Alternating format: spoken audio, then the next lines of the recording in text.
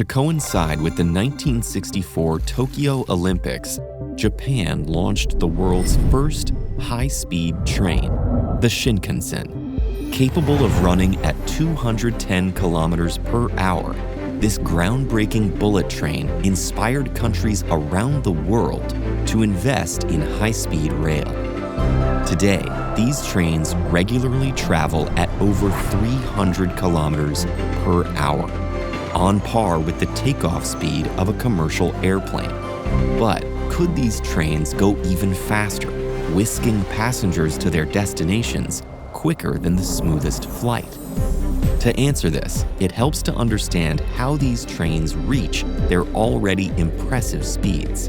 There are three main factors that separate bullet trains from traditional low-speed trains: engines, aerodynamics, and infrastructure.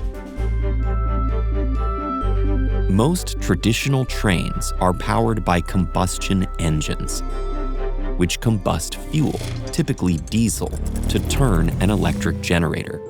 This electricity is then used to power motors that turn the train's wheels. High-speed trains, on the other hand, use electric engines to power their motors. This process is more energy efficient than combustion and allows train operators to reach top speeds more quickly.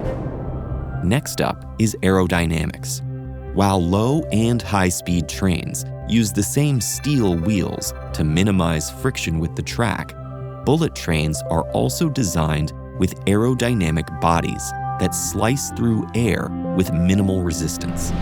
Engineers could use these slicker designs on traditional train cars, but while upgrading to electric engines would make low-speed trains more efficient, they wouldn't get much benefit from these aerodynamic designs because of the third factor: infrastructure.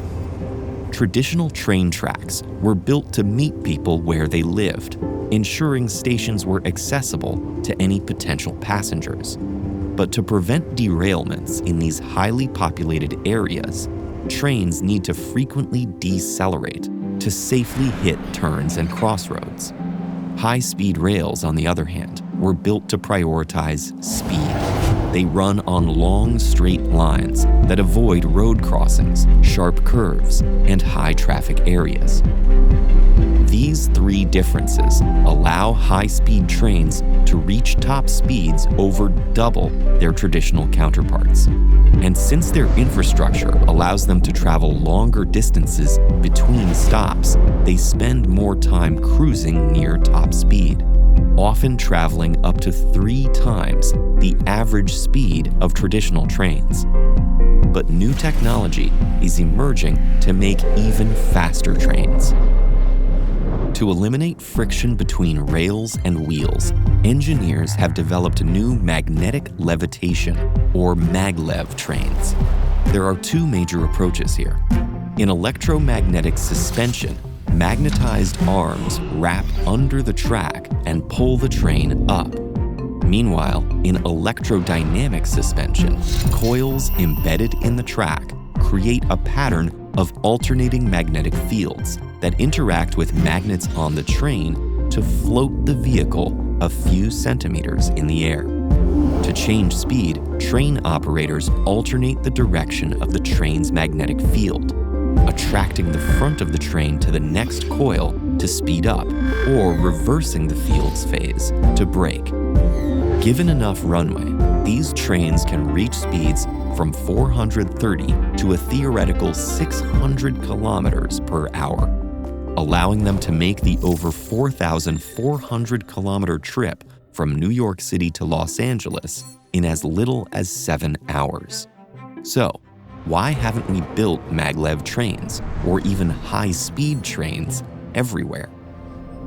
First, these trains require lots of energy, most of which is needed to overcome air resistance. In fact, at 300 kilometers per hour, this task accounts for over 80% of a train's energy consumption. Engineers are researching ways to reduce air resistance, such as putting maglevs in near-vacuum environments. But building a vacuum-sealed tunnel across an entire country would be an infrastructure project of science-fictional proportions. Besides, it's hard enough to build regular high-speed rails. To go fast, trains need long, straight tracks with wide curves, which are very difficult to build in mountains, cities, or densely populated areas. Building such routes is costly, politically sensitive, and often physically impossible.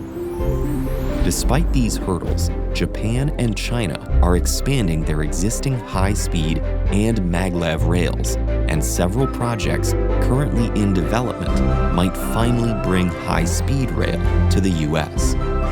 But we'll need to carefully consider our train's top speeds alongside cost, energy use, and safety to keep the future of train travel on the right track. And that future could include you. Brilliant can help you master the fundamentals of math and programming with a visual, interactive tutor that asks guiding questions, draws diagrams, and adapts in real time to your learning needs. Visit brilliant.org/TEDEd to get started with Brilliant's tutor for free and 20% off an annual premium subscription.